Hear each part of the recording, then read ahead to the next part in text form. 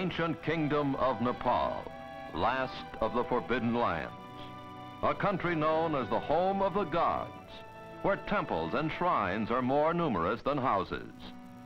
A land of contrasts, whose varied architecture marks it as the meeting place of two great religions of the East, Buddhism and Hinduism.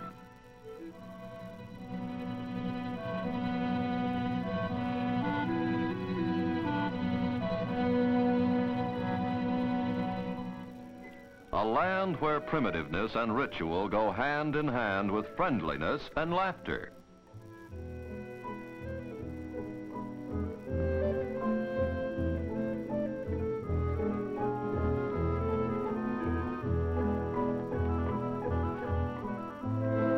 The intricate art and architecture of Nepal are a source of wonder to the few travelers from the Western world who have been permitted to see them.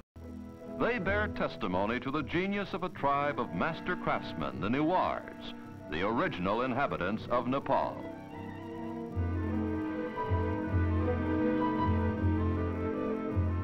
In centuries past, the Newars traveled far beyond their own borders, and in all likelihood, it was they who introduced the distinctive pagoda style to China and Tibet.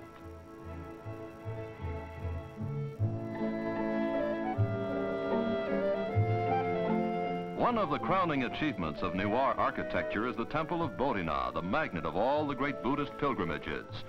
Fluttering prayer papers give the temple a festive air, while the glaring eyes of Buddha remind the faithful that their activities are being watched.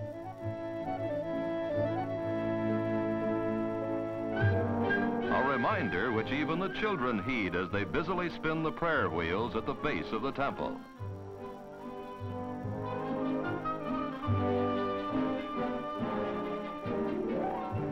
The 7 million inhabitants of Nepal live in a country ringed by mountains and guarded by jungle. There has been practically no contact with the Western world. For hundreds of years, each generation has known a primitive way of life, hardly any different from that of the generations preceding it.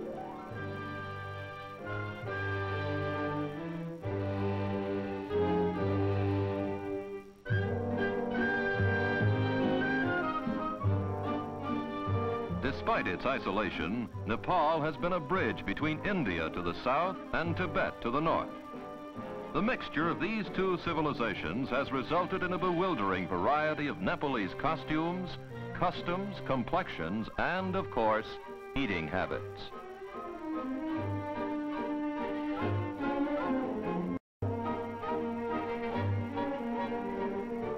Here, a traveling Hindu fakir, or yogi, demonstrates the latest in imported headgear, a turban fashioned out of hair instead of fabric.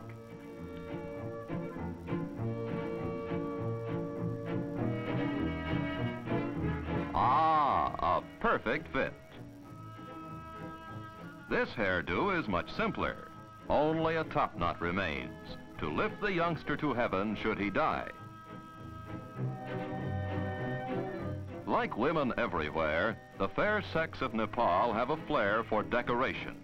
Only here it expresses itself in unusually colorful ways, and almost any part of the anatomy is fair game.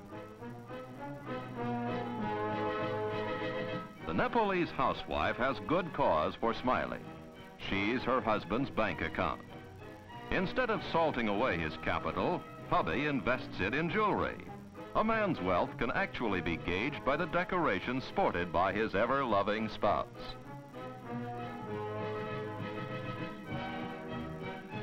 In a land where so many gods are worshipped, festivals and religious ceremonies occupy a good part of the time. Almost every day is a holiday. Some of the festivals are not only gay like this one, but also gory, like the annual Hindu festival of the Dasara, during which hundreds of buffaloes are decapitated as sacrifices to the goddess Durga. A wedding is also an occasion for celebration. It's an expensive affair, but not for the blushing bride. Her trousseau and ornaments are paid for by the groom, who also foots the bill for all the expenses of the elaborate ceremony.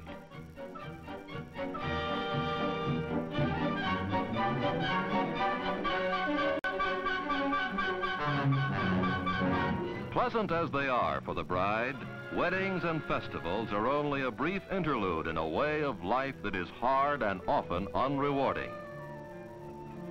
The soil is poor, the tools of agriculture are primitive, and even when a crop does grow, it's often raided by sacred monkeys and other animals which cannot be harmed. Near Kathmandu, the capital of Nepal, there are several small towns. One of these is Pashupati, the doorway of death. The townspeople do a thriving business carrying bundles of wood. For the great desire of the Hindu is to be cremated here and then set afloat in the holy waters of the Bagmati River.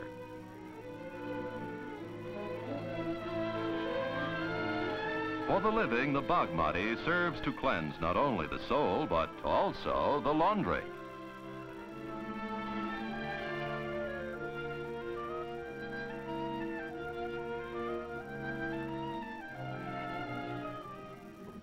And now we come to the ruling tribe of Nepal, the Gurkhas.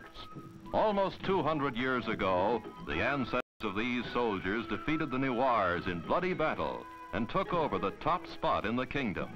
Since then, both the army and the government of Nepal have rested firmly in Gurkha hands.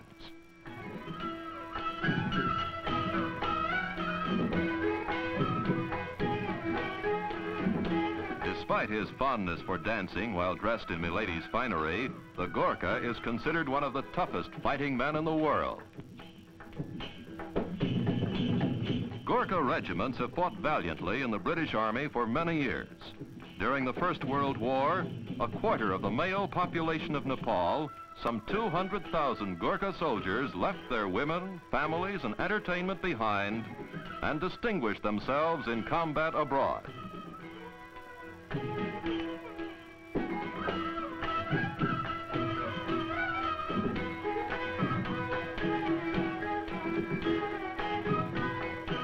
Although the Gurkhas have traveled beyond their own borders, Nepal itself, with its temples, beliefs, and people, has hardly been touched by what we call civilization. It remains a land of savagery, simplicity, and beauty. A land which only now is beginning to reveal its secrets and splendors to a curious world.